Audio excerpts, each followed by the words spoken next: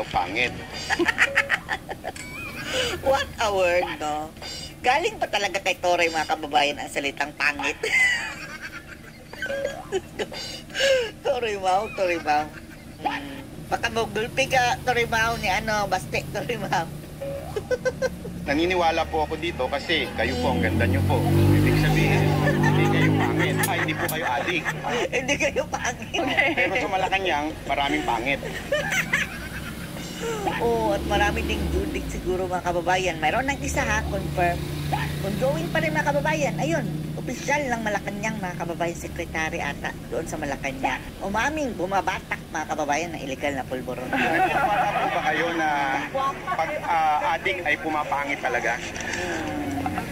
Okay lang, ma'am. Tawa na lang siya. Paano ko ito sasagutin na baka yung gawin na naman issue, mga kababayan? Nag-iingat ito sa mga isasagot si Bibi Sara, mga kababayan, dahil alam nyo na, nakamasid, mga kababayan, ang mga bangal. Sandali lang. Unang-una, bago yung kakatawanan, ha?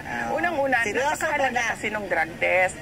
Kasi, unang-una talaga, mga kababayan, walang kinalaman ang kapangitan sa pagiging addict.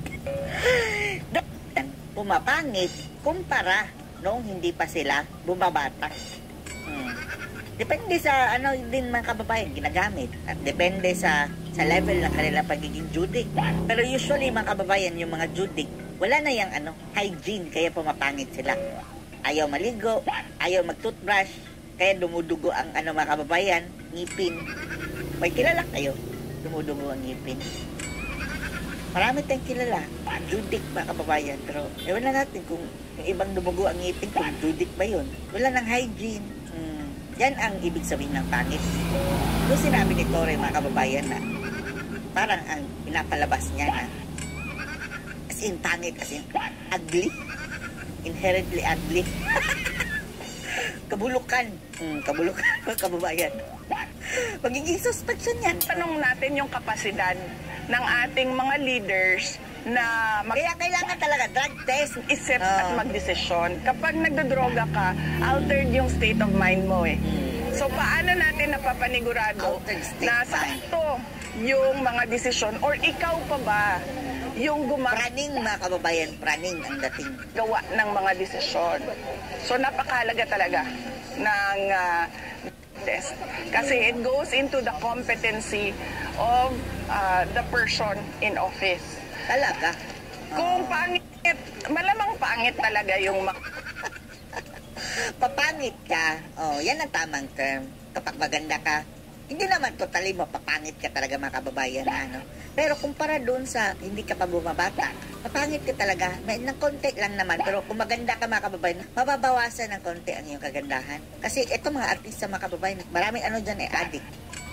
Kaya nga mga anti-Duterte halos lahat ng mga artista dahil dyan, mga kababayan, sa industriyang yan, talamak ang gamitan ng illegal na substance. Mga drug addict, no? Kasi buti lang, walang pangit dito ngayon. Wala. Kaya nga po, pupogi ng mga pulis dito eh. Damay na naman.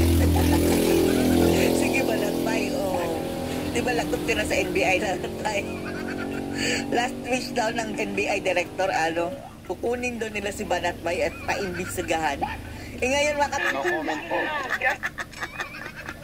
Kaya daw ang pupogi ng pulis doon, mga kababayan, sa Paris. Pero ang mga pulis sa Pilipinas, no comment. Saan ba ako? Lalong-lalo na yung PNP chief. May nakita pa tayo nag-viral, mga kababayan. Hindi na daw PNP chief, kundi PNP chimp. Chimp. Di ba chimp yan, chimpanzee? Sino gumawa nun meme na yun? Nakita lang din natin, ha? Hindi tayo gumawa nun, ha? Nag-viral. Malamang si B.O.B. B.O.B. PH. Tulog ko. Tinawag mong chimp. Mapangit ka talaga pag adik ka kasi. Chimp. Ba, hindi ka kumakain ng maayos, hindi ka natutulog ng maayos. Hindi nagtutoothbrush, nasisira na ang ngipin, dumudugo na, ginawa na yung mata mo, laki na ng eye bags. At wala nang laman yung utak at tiyan mo niyan eh. Kasi di ba, Wala nang laman ng utak. Salita ka mga kababayan, para ka ng ganyan na. Parang naglo-loading. ano na lang yan, para kang zombie, para kang tulala lagi pag nagdodroga ka. Zombie. So, oo, kasi nangingiwi ka na. Kasi nga, Nangingiwi ka na. Magkilala kayong ngiwi, mga kababayan. Malamang, bumabatak yan. Malamang lang ha. Hindi natin sinasabi. Sigurado. Wala kailangan tsansa. Gumingiwi wala ka. na. Wala nang vitamins and nutrients yung katawan mo. Kaya, totoo yan talaga. Gumingiwi ka na. Pangit talaga yung mga adik, pangit talaga sila. Pangit. Lumipad si Bibi Sara patungong Paris